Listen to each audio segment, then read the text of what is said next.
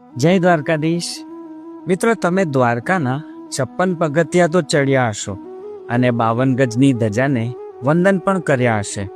પણ શું તમને આ 56 અને 52 આંકડા પાછળનું રહસ્ય ખબર છે? તો સાંભળો.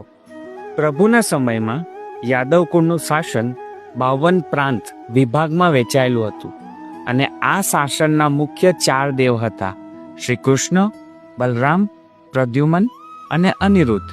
એટલે કે 52 પ્રાંત વત્તા 4 દેવ થયા 56 પગથિયા. માન્યતા છે કે ગોમતી સ્નાન કરીને આ પગથિયા ચડો એટલે આત્માનું શુદ્ધિકરણ નક્કી. હવે વાત 52 ગજની ધજાની. આ ધજામાં આખું બ્રહ્માંડ સમાયેલું છે. કઈ રીતે? 12 રાશિ, 27 નક્ષત્ર, 10 દિશા, સૂર્ય, ચંદ્ર અને સ્વયં મારો દ્વારકાધીશ, બરાબર 52. દ્વારકા એ ખાલી નગરી નથી સાહેબ, એ પ્રભુની અનંત લીલાનું પ્રતીક છે. શું તમને આ ગણિત ખબર હતી? આવા જ ધાર્મિક વિડીયો જોવા ફોલો જરૂર કરજો. જય દ્વારકાધીશ. રાધે રાધે.